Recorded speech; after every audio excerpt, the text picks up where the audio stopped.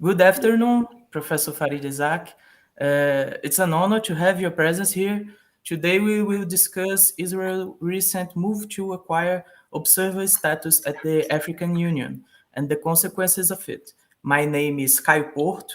I'm a PhD student at the University of Brasília, and I also am a member of Juventude Sanaúd, or a youth organization focused on the Palestinian struggle in Brazil. Uh, we have also here Professor Muhammad Odeh from the University of Brasília too, and Professor Fábio Bacila Sade from the Federal University of Maranhão.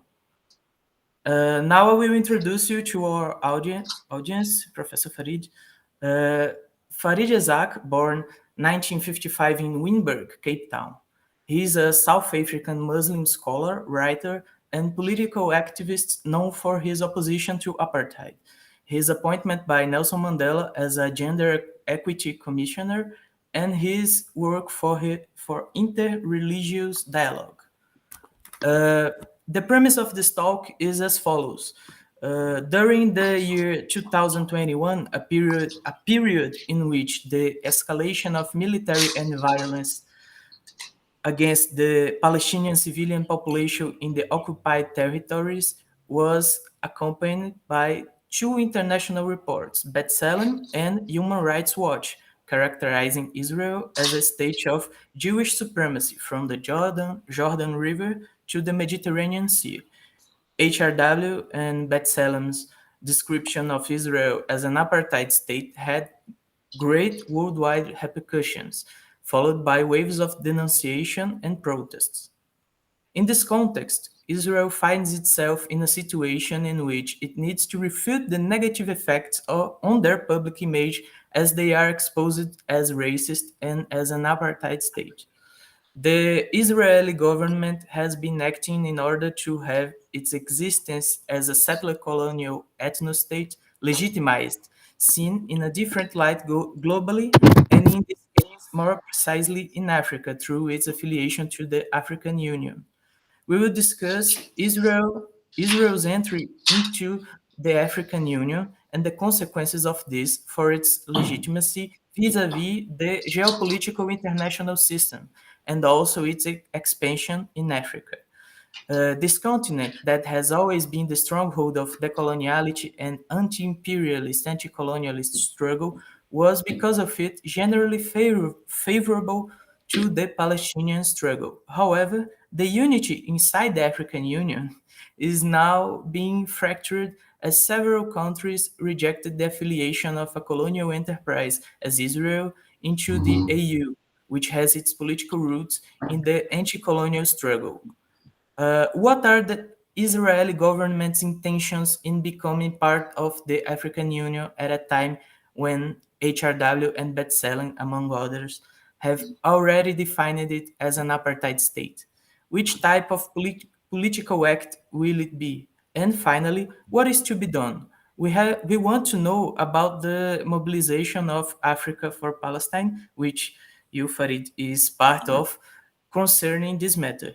There have been many protests, but we also want to know how they will move on, address this issue in light of the statute of the African Union itself, which is clearly adamant against racism and apartheid practices.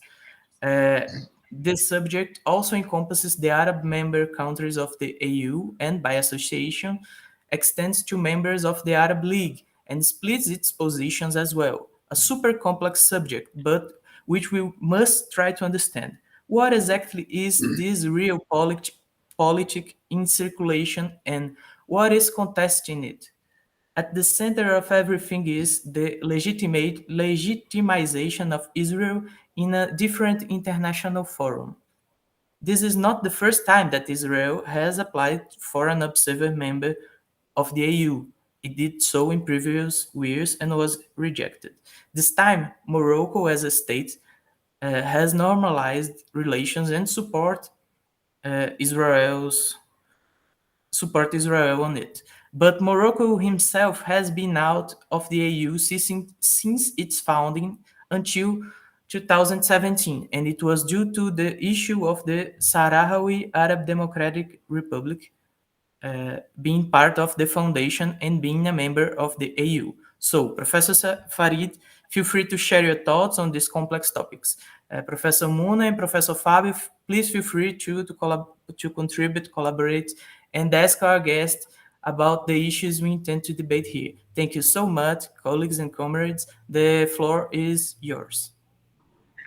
Thank you very much, Caio, and I'm delighted to be with the Youth Sanaúd.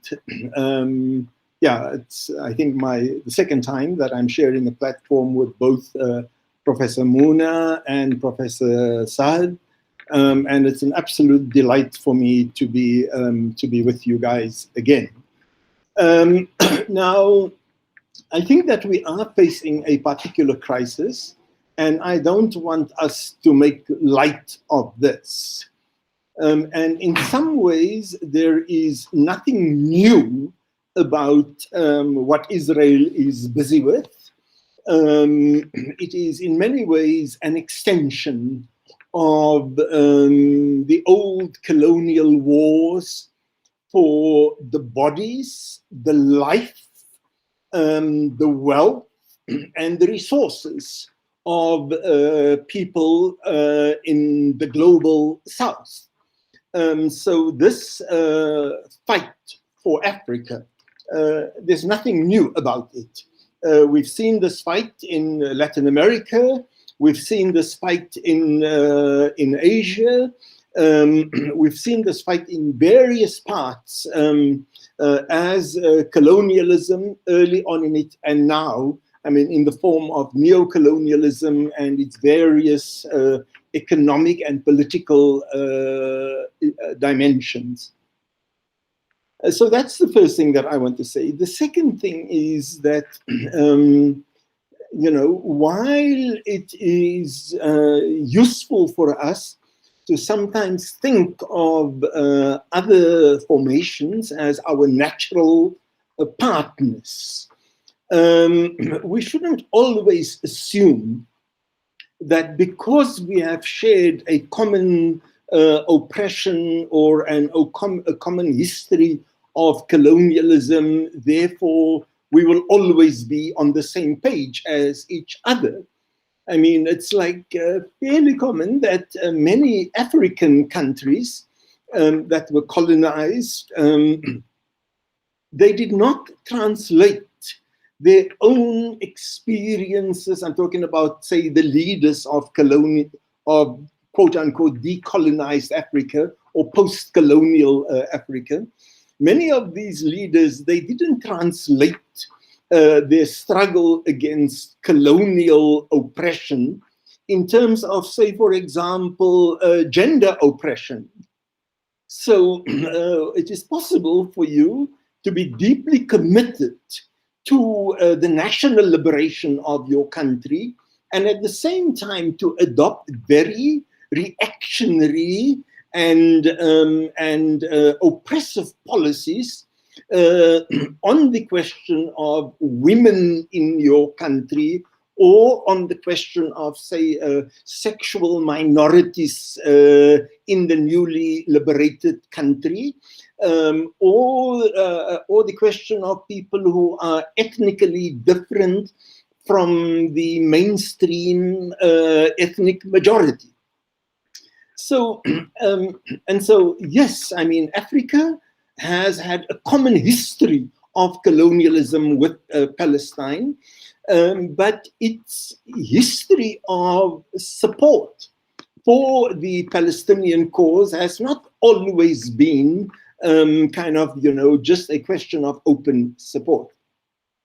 Right from the beginning, in fact, of the founding of Israel and the first Nakba, Israel had already really made serious moves into Africa. In fact, one of the great fathers of our continent's liberation Kwame Nkrumah, he had a very soft spot for Israel right in the beginning, and it was only 8 years after the liberation of Ghana that he turned against Africa. But yeah, however, for a long time in the beginning, it was until the early 70s, in fact, that Israel had quite a strong position on the continent. When the 73 Israeli-Arab War started, Israel, in fact, at that time had the full diplomatic ties with 33 countries. But of course, it was afterwards, the October War, that changed all of this. Largely under Egyptian leadership, the African Organization of African Unity at that time came out very strongly against Israel, and there were in fact only 2 or 3 countries then that continued maintaining a diplomatic relation with Israel. And amongst those countries, interestingly, it was apartheid South Africa. It was apartheid South Africa and only 2-3 small countries in our neighborhood that South Africa had control over that continued diplomatic ties with South Africa, with Israel. The one was Lesotho, the other one was Swaziland. Lesotho is completely surrounded by South Africa.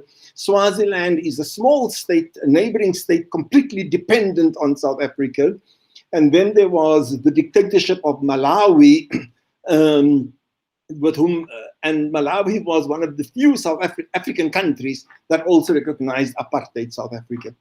So then, what we see happening in the late 70s onwards, Israel was regarded by nearly the whole continent, except for the apartheid supported the apartheid regime and its 2-3 allies that it had control over. Regrettably, so what then happened to that anti-Israel position, pro-international solidarity, identifying Israel as part or as an apartheid state? What happened to that uniformity or complete agreement in Africa? The problem is that so earlier on we were clear. In 1975, in fact, the African heads of state adopted a resolution that declared that the racist regime in occupied Palestine and the racist regimes in Zimbabwe and South Africa, they've got a common imperialist origin. They form a whole and they have the same racist structure being organically linked in their policy aimed at the repression of the dignity and integrity of the human being. And that Organization of Africa Unity Heads of States meeting in 1975 declared that Zionism is a form of racism and racial discrimination. The problem really started with the Oslo Agreement. And so the Oslo Agreement was, of course, a huge setback for Palestinians and also for the solidarity that they existed with the Palestinians. And it was then in the 1990s that we saw support for Palestine becoming less and less in Africa. And this was largely as a consequence of the USA-sponsored peace process. So, and so on the one hand, yes, it has been Israel's success, but it's not just a question of Israel's success. It's also been a question of how the Arab politics shifted in the middle of 1970s. The Arab states clearly didn't speak with a singular voice. They had no unified strategy anymore, neither regarding Africa nor anywhere else. In fact, before that, people often spoke about an Afro-Middle Eastern bloc, but no. And then, of course, we know how that has culminated in more recently in the extension of Israeli diplomatic ties with the Emirates, Bahrain, and of course, it's not announced, but for all intents and purposes, also with the Saudis and other Gulf states. And here you find a huge difference between the South African situation and the Palestinian situation. In the South African case, our country, South Africa, apartheid South Africa, was surrounded by what we call the frontline states. Botswana, Zimbabwe, Zambia, Angola, Namibia, right up to not even a neighboring country, but further north, Tanzania, where they actively gave support, including support for the armed struggle, to the people of South Africa. Of course, in the case of Palestine, there's hardly a notion of frontline states. It is, on the whole, surrounded, and by frontline, we normally use it in the military sense, where these countries are in the same struggle or in the same trenches as you. But we see that in the case of Palestine, the country is, in fact, with possibly the exception of the south of Lebanon, the country is really surrounded by reactionary regimes that are openly and covertly working against the Palestinians. So there is still a strong memory in Africa and a strong sense of solidarity, and now we must distinguish between the people of Africa and often the governments of Africa, that solidarity with Palestine remains strong because there is the shared past and present experience between the Palestinians who've been oppressed for so long, and of course, like the African people. And so for many of us, the people of Africa, Israel does represent a cruel colonizer with a hunger, I mean, that can't be stilled for Palestinian land and Palestinian homes, okay? And it's a hunger that is inbuilt into Zionism. And again, I mean, okay, I'll come back to the question of the more recent moves on Israel. You know, often people compare the Israeli situation with the South African apartheid situation. That is a legitimate comparison in many respects. But in some respects, it's not a workable comparison. For example, the white people in South Africa, they had a desperate need for resources and for cheap labor. The developing economy, capitalism, this is what it needed. But apartheid South Africa never desired the death of all Black South Africans, or the expulsion of Black South Africans, or the disappearance of Black South Africa. Israel, on the contrary, by its very basis, demands the disappearance of the Palestinians. They may be talking about the two-state solution, which is complete bull, because Zionism, by its very nature, means the ingathering of people all over the world who ethnically identify or are identifiable as Jews must come back. And given the smallness of the territory, there is no ways that they can all come back throughout the world and not displace the Palestinians. So inherent in the basic idea of Zionism is actually the other side of it is a death wish for the Palestinians as a people. But of course, and that's a huge difference.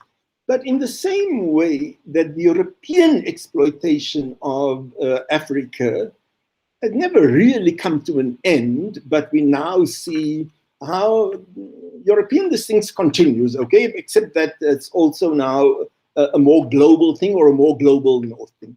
So, you know, the political interference in the economy, military interventions in our country, you've seen this in Libya, we've seen it in Mali, we're now seeing this again in Eritrea and Ethiopia.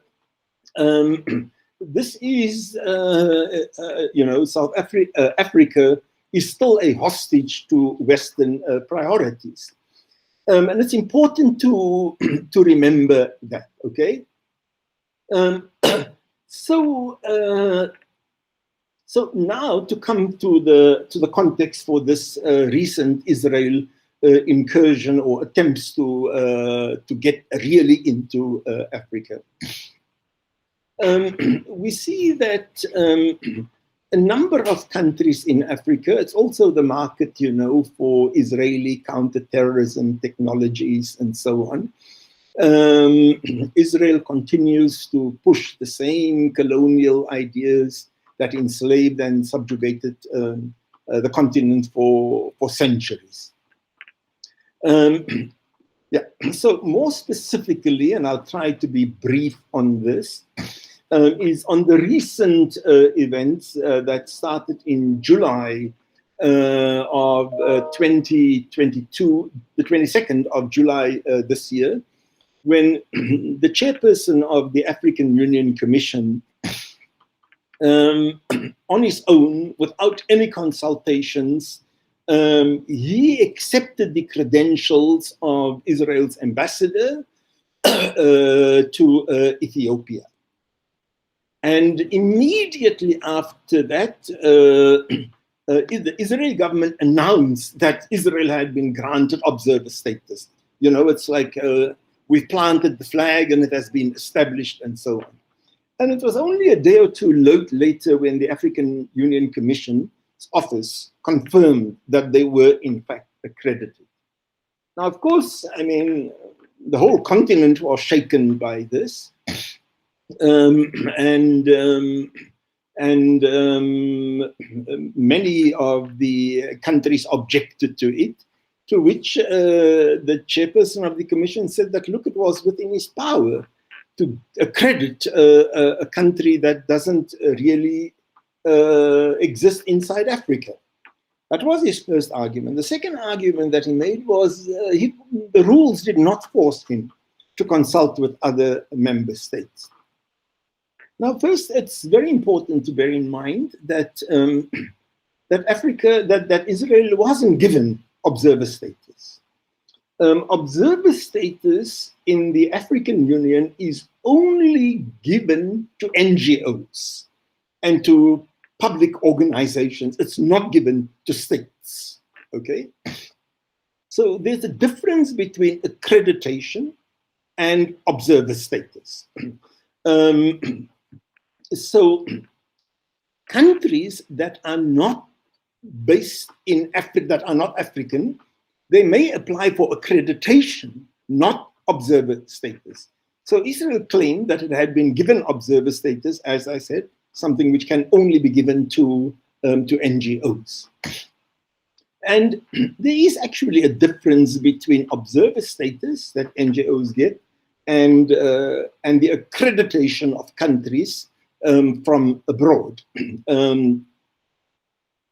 NGOs, on the one hand, are allowed to attend closed meetings on any discussion that their organization is interested in. But accredited states that don't belong to the continent, they're not allowed into such meetings. Now, the embassies of other countries that exist in Addis Ababa that hosts the center of the African Union, they may attend open sessions, okay, if they are accredited, and they can participate in meetings. They have access to documents that are not confidential. Okay.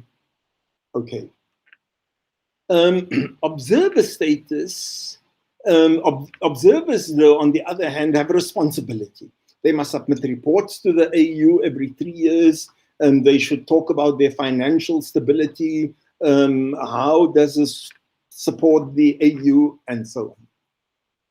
So now to come back, and I'll try to be as brief as possible about this. It wasn't simply a question of did the chairperson have the right to or not, because the AU's charter says that any request to be accredited, and I'm quoting now, must be on the basis of the principles and objectives and the relevant decisions of the AU organs.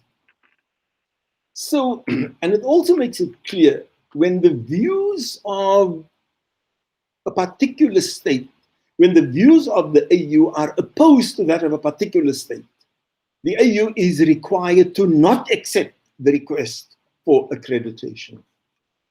Now, there are a few countries in Africa that supported Israel. The most distinct amongst them is the DRC, the Democratic Republic of the Congo, Rwanda, and then painfully, sadly, also Morocco. And the case of Morocco is, of course, very interesting.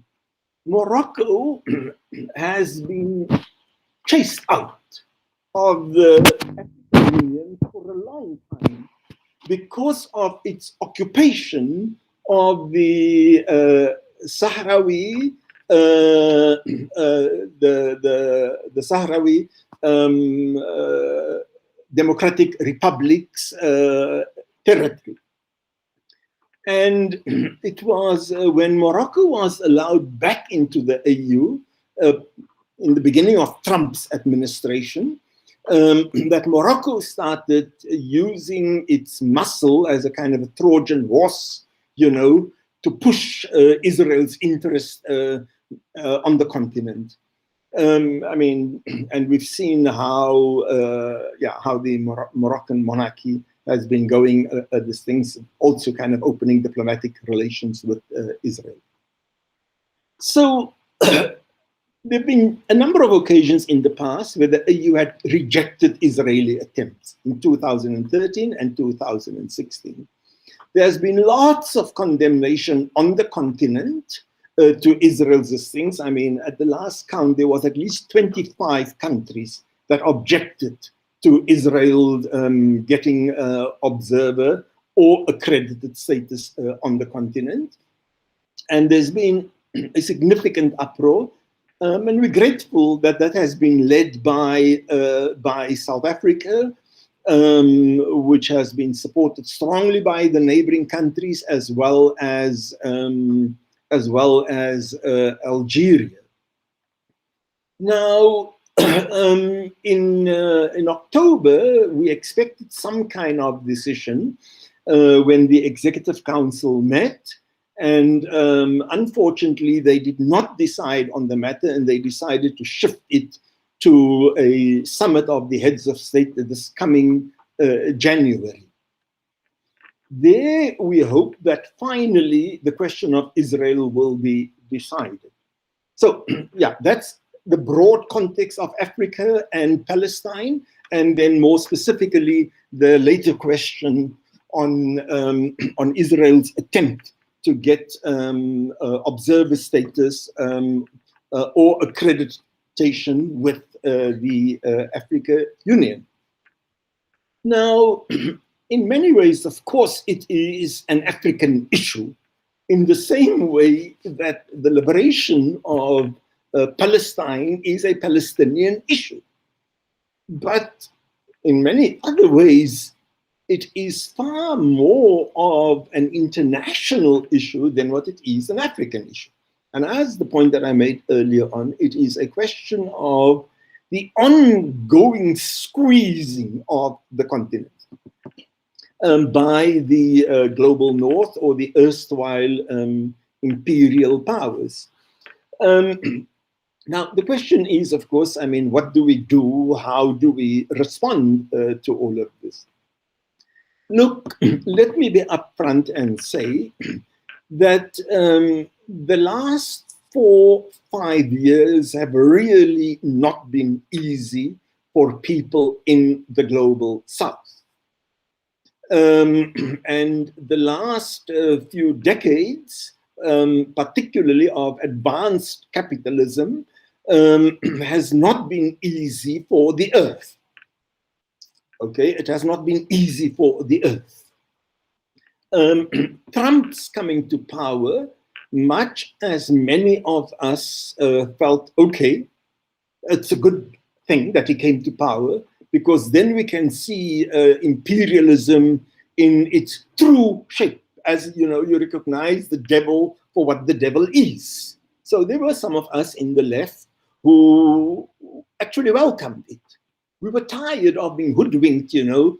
I mean, 8 years of Obama, and then, you know, as if there was such a great choice for the world between Obama and Clinton, and, you know, and it is a woman who will now command, you know, the use of drones against innocent civilians rather than a man. But it is the same white, macho, aggressive underpinnings that have always characterized colonialism's responses to the people in the global south.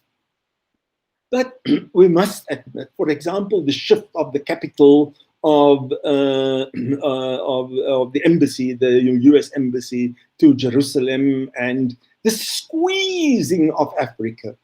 I mean, the coup that took place in the Sudan, you know, all these countries were pressurized to the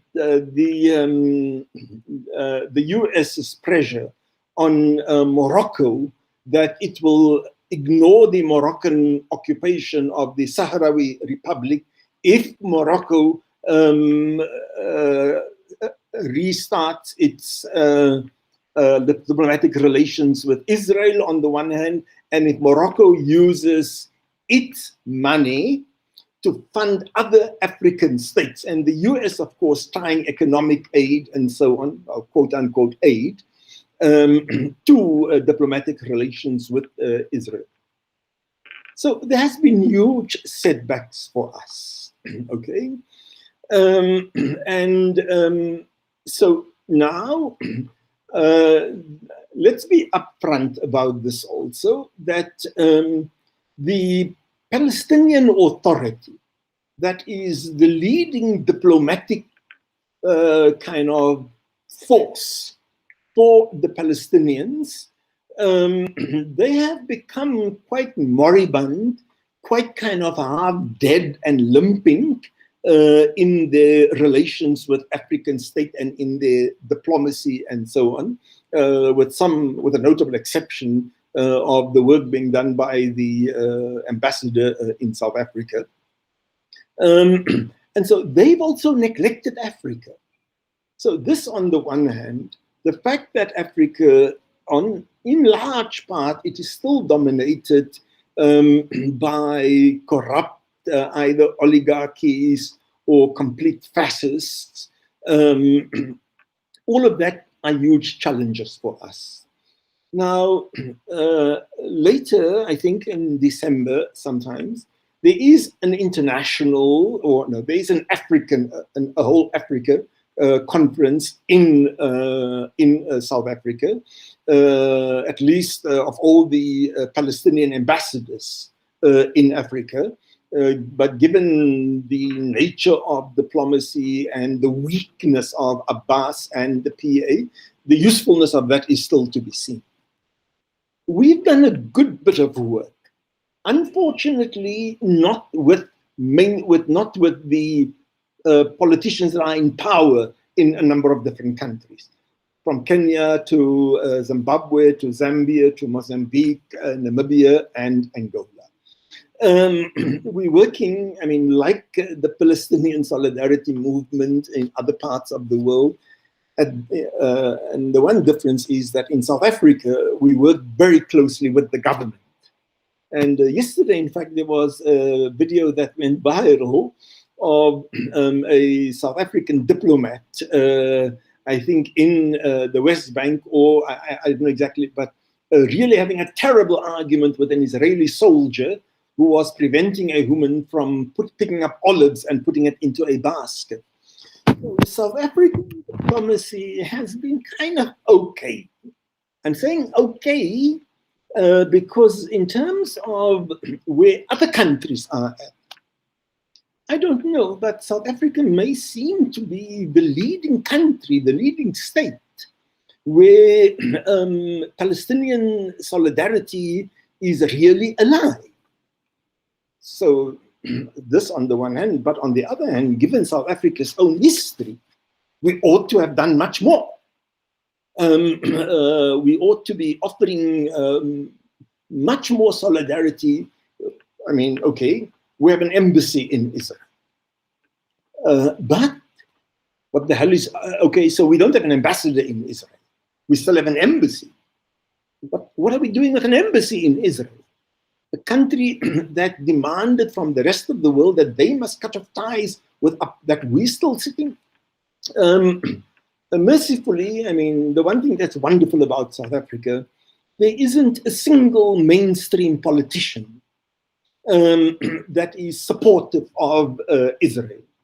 There is one small party, and they won 1% of the local government elections that we had 2 days ago. They won only 1%. It's a Christian fundamentalist party. So the solidarity in South Africa is, relatively speaking, quite strong. There's a growing solidarity movement emerging in other parts of the continent. But regrettably, it's not nearly having the momentum that it should be having. And finally,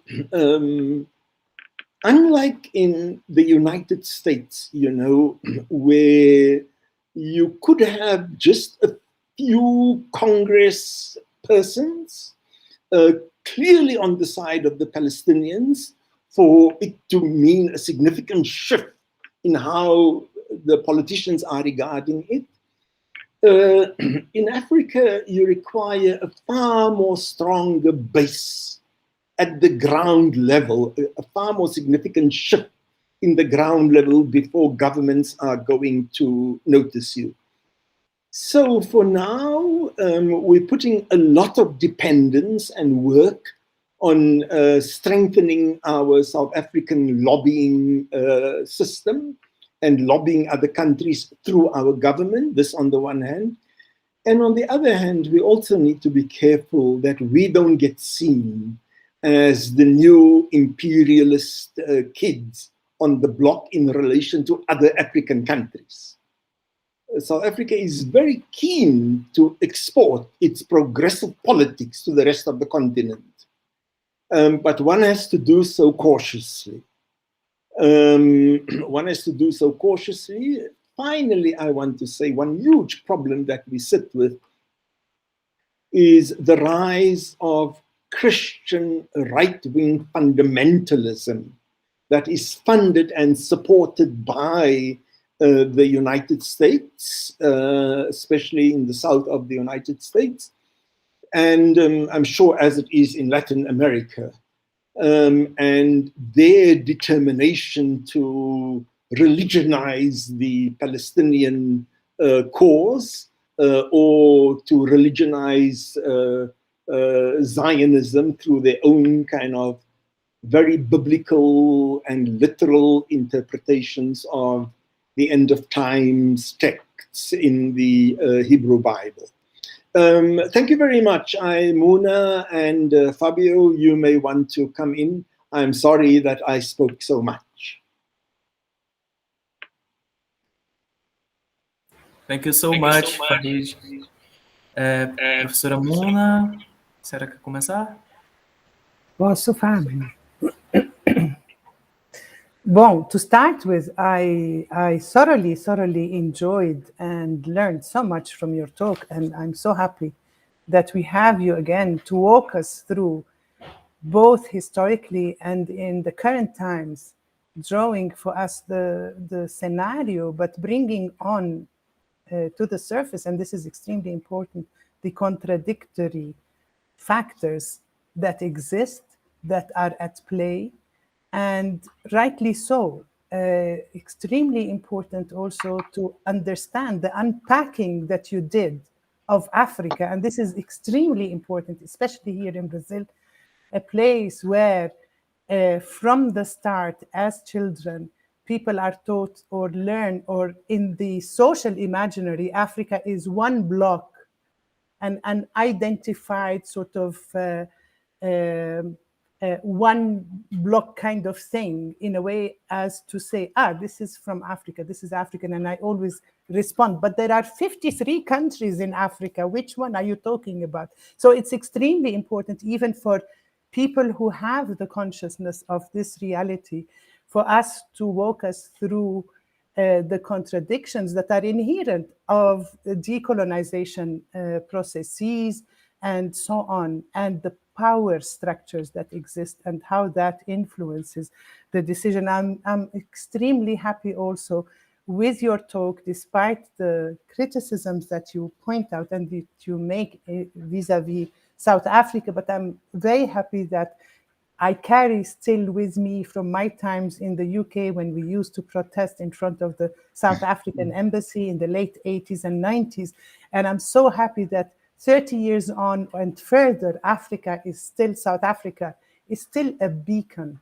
And I'm not saying this just in a romanticized form of saying it, but I actually visited South Africa in 2014, and I was impressed by young people who were not under their 20s and who were solid and very firm in their understanding from a leftist point of view of this support for Palestine beyond the borders of Palestine, of what Israel means and what it is in the constitution of capitalism and imperialism nowadays. So I'm very happy to be learning so much from you. I wanted that, if possible, if you could elaborate a little bit on this very last point, the rise of Christian right-wing fundamentalist groups, because I think we share a lot vis-a-vis this. I think in our case, it's come earlier and it's really deep-rooted. We know this from the current government. Any kind of protest of Bolsonaro nowadays is always espoused with Israeli flags, and we know the connotations of that. And the second point that I would like that you walk us through or tell us more, I mean, the question of accreditation and the way that you explained the difference between that and the observer status is extremely important. And it's very telling also that, as you told us, Israel right away announced, on the date, the 22nd of July, 2021, whereas the African Union sort of took another couple of days to come out with this news, and how that is fundamentally related to this aggressive spirit on the part of Israel to ascertain and also to sort of create fait accompli, like you were saying, in regards to this. Now, the scenario, as you were telling us, and specifically in terms of normalization, apart from Egypt, which is an African country, of course, which normalized many years ago, but we know that this is a process that's also has a lot of dispute and contestation on the street vis-a-vis the population, that still are not supportive of this normalization. But we have Sudan. We have the Sudan that normalized, and we have Morocco, as you were telling us. So there's a growing bloc, let's say, or in these two, the Abrahamic Accords that were carried out, and it's telling, to have used this term. In all cases, Africa further and further deepening into this. And I think specifically the Sudan, it was something that was done in a very, I don't know the term, but in a slippery, accidental, I was personally deeply saddened by that. I understand also the position in regards to Morocco, but the Sudan, for me, was extremely tragic. This kind of sudden, very quick, and it has not changed. The regime in or the government in the United States has changed, but what Trump came with and imposed or brought on is still there and it's still maintained. So these are just the 2 points that I would like that you tell us a little bit more about. Let me take the last one on Muna before the second one, before the first one. And in many ways, you know, what Trump did right until his last days, you will remember, when he sent Jared Kushner and the US ambassador to still do a final round of the Gulf countries and wrapping them up in deals and so on. Now, of course, many of the things that he was doing was precisely to trap Biden, because if Biden were now to walk back on any of those things, Biden would clearly be seen as anti-Israel. And meanwhile, it is just trying to reverse some of the things that Trump did in his last few days. But that is unfortunately, I mean, how politics goes.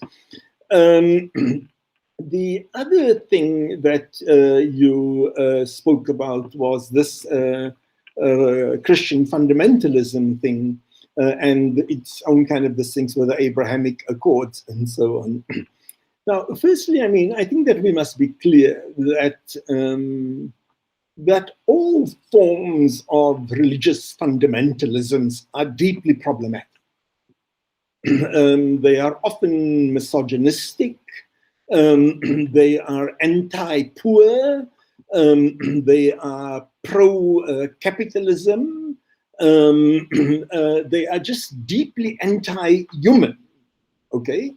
And the exploitation of people by other people in the name of religion. So I think that this is deeply problematic, whether it manifests itself in Judaism, or whether it manifests itself in Christianity, or whether it manifests itself in Hinduism, in India, that we see on a very problematic scale at the moment, or whether it manifests itself amongst Muslims. And this includes amongst Muslims inside Palestine, or wherever they may be. And I think it's important to acknowledge this. However, I still distinguish in the recourse that people under oppression seek in religion. I mean, as was the case in South Africa, the religious commitment of the Desmond Tutus and the Ellen Bussards and the Beyers Naudis and their commitment to the liberation of the country and seeing Christ as a redeeming figure that stands on the side of the oppressed. That was not the same religious fervor that is utilized and instrumentalized by the religious right wing, where you have the leaders of these churches becoming wealthier and wealthier in these huge, huge churches and taking the blood from the poorer and poorer congregations in the desperate hope that we also going to get as rich as the pastor, or if we're not going to get as rich as the pastor, we will at least be rich in the next life to come. But meanwhile, the pastor is getting, or the bishop is getting all of his, usually his, but occasionally also her, wealth on this. And it is this that is being used to bring, I mean, you can see, I mean, no sensible person could, or no seriously religious person could think of Trump as a religious person. But at the same time, there was a chemistry between Trump and the right wing. The same kind of chemistry that you find between Bolsonaro and the right wing in Brazil. absolutely the same chemistry. If you talk to these as religious people, and then you ask them about any kind of religiosity in Bolsonaro's life, they would be hard-pressed and they'll probably duck and avoid the issues that you're talking about. So it's enough for Trump to stand in front of a church with the Bible, as he did once, and immediately for people to think, or for the Moroccan king to go and bow down and be seen in a mosque and so on. And that's like, okay, But what is really happening is a very selective interpretation of scripture. And the fascinating thing about Israel and Christian Zionism is, and it's like weird but understandable, how Israel is embracing a Christian fundamentalism, because Christian fundamentalism believes that the coming of Christ will only happen once Israel is occupied by the Jews. So you gather the Jews all in one place where they will all be annihilated together in the last days. So Christian fundamentalism doesn't really like the Jews. They don't really, because in their eschatology, their sense of the end of times, the Jews will be destroyed. And of course, you need to be a really dumb Zionist to not know this. Anybody that looks at the base. So the Zionists know it. But they also go from the premise that these Christian fundamentalists are idiots, but useful idiots. Useful idiots because many of them have large communities behind them. They have access to money and so on, and they can build our legitimacy, firstly inside the United States, but also now in Latin America and in Africa. And so what we're seeing, it's not just a contestation for the political soul of Africa, but also a contestation for the religious soul of Africa. And it's not any different really from how we see, Islam operating in the Gulf countries, where the basic thing is sama wa ta'a. It is to listen and to obey. This is the heart of the kind of Islam that the Gulf states are propounding. So, and of course, I think we know what this means for people who are suffering and for people who are resisting oppression. It just serves to lengthen our oppression, this on the one hand. And on the other hand, for those of us who are committed to liberation, it just serves to strengthen our resolve to bring down the demons of fundamentalism, of capitalism, and of imperialism. Yeah. Thank you so much, Farid, for this response. Just a quick note to say that in Mozambique and Angola, some of the biggest churches that are Christian fundamentalists are Brazilian, the Assembleia de Deus. And it's exactly that scenario that you were describing, multimillionaires and with the wealth and all of that. But just to say that it does not necessarily have to be only originating from the States. It does also come from peripheral, from the periphery, if you like. Absolutely, absolutely, absolutely. One of the interesting things about South Africa is that the numbers of people committed to that kind of religiosity, it never translates into the way they vote politically. The Christian Fundamentalist Party, as I said, they got only 1% of the vote in the elections that we had 2 days ago. It has never translated into voting in South Africa. Anyway. Professor Fábio?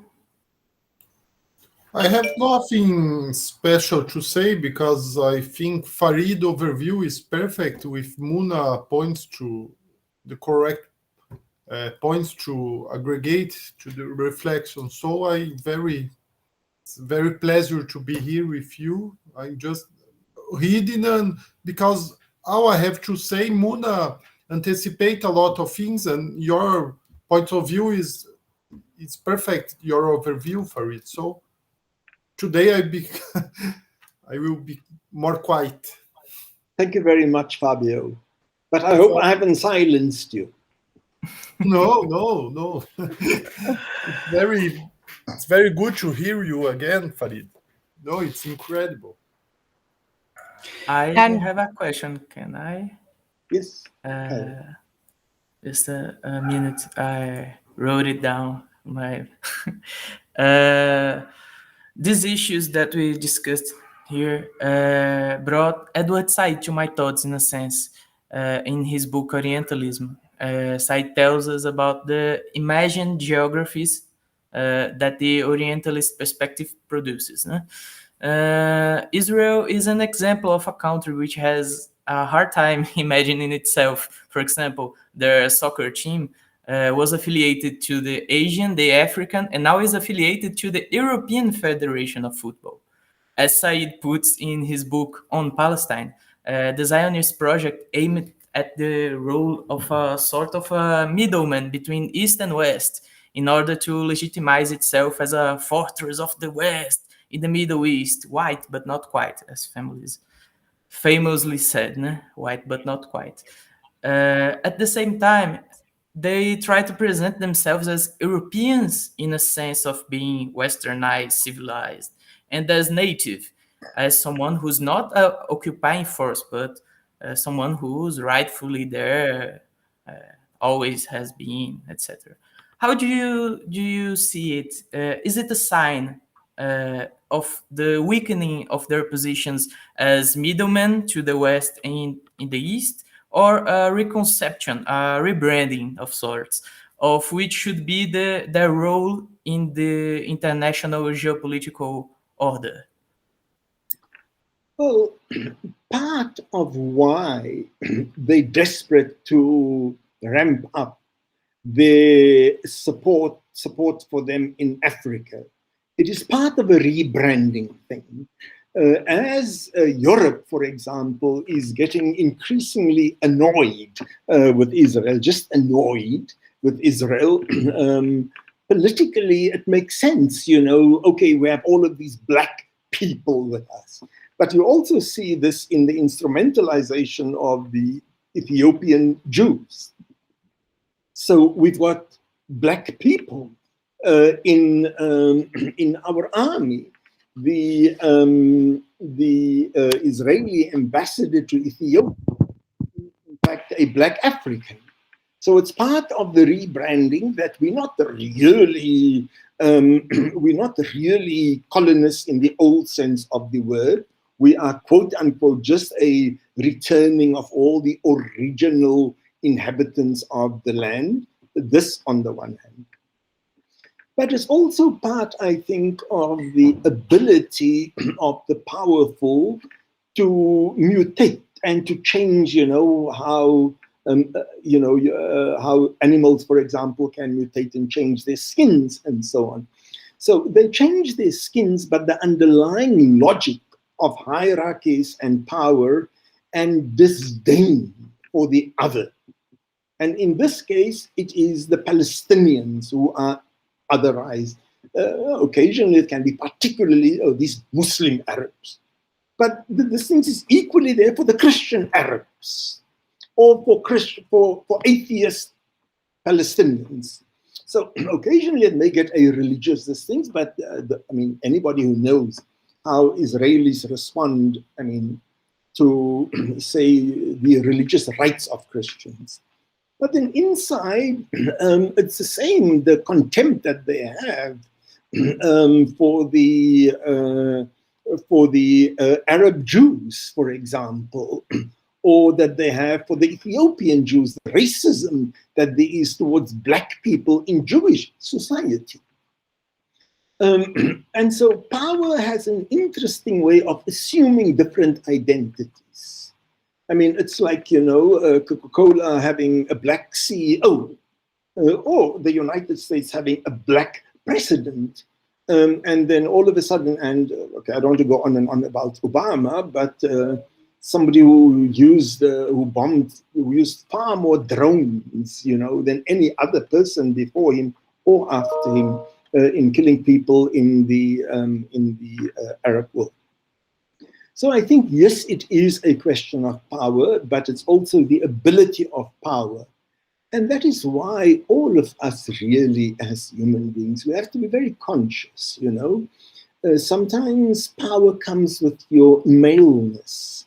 Power comes with your heterosexuality. Power comes with your light skin. So if you are a woman, in relation to other men, you may be marginalized. But if you are a light-skinned woman in relation to darker-skinned women, you are, and so it's a struggle for all of us to be conscious. Of course, what we see here is the systematization of a particular kind of racism on the one hand, and on the supported by colonial, by largely the US and also by Europe, and the success with which they've had in drawing other Arabs now, especially the Gulf states and Saudi and Egypt, into their project. But I do believe that it's not sustainable in the long run. I mean, well, first of all, from just an environmental point of view, nothing that is going on in the Gulf is humanly sustainable. But also, I mean, the vast population of people in the Arab world, Christian or Muslim, regardless of their religion, they continue to regard Israel as a foreign imposition. And from day one, they have regarded Israel, not the Jews. They've regarded the political state of Israel as a foreign imposition. And it remains like this until today. Yeah. Thank you so much. It's a pleasure, Caio. Any more questions? Just a point to add to what Farid has just finished telling us. Effectively, I mean, the support that Israel gave, military and otherwise, to apartheid South Africa, to Angola, and all the counter-revolutionary movement in Africa, as well as in South America, we know, and Central America. But I think that sort of remains in the memory, in the case of Africa, of many. And I think this is something that is one component only. And I believe that exactly in your talk, you updated us on the scenario in a way as to move beyond not just the heritage, if you like, or the legacy of that history of anti-colonialism and the struggle against imperialism and its forces of capitalism, but also to remind us of the new elements that exist, whereas I think the foundations remain the same. This is what I'm sensing from what you're telling us. Is it the case? Yeah, absolutely. Absolutely. That's a fantastic way to start our discussion and to take it further on, right, Caio? I'm speaking here in regards to Sanaúd. I think this is a start, Fabio, also for us to delve further into Africa as a scenario in the same way that we look into Latin America, but we can bring on this component. And I think it was timely, this move of Israel towards accreditation or observer status. We still do not know. But the fact that this was met by resistance, and wide and broad resistance, important resistance, it took some time to pick up, but I think in South Africa, namely, that was something that caught our attention. So many thanks again, Farid. Thank you very much, folks, for having me over. I appreciate it very much, and I'm glad that to be able to be in a position to contribute. This is just a part of our life struggles, we're always at it. Freedom or death, victory is certain. Professor Farid, I'd like promise last thing. Please say to us, how can we reach out to you, the group you are part of, Africa for Palestine website. Africa for Palestine. We are on Facebook and on Twitter, on TikTok, on everywhere, and That's Africa, and then for Africa, for Palestine. Okay. Yes, summing the solidarity movement, internationalizing and making anchoring better even the movement. Thank you very much, Farid. Thank you. It's a pleasure. Assalamu alaikum. Pleasure. Thank Okay. you.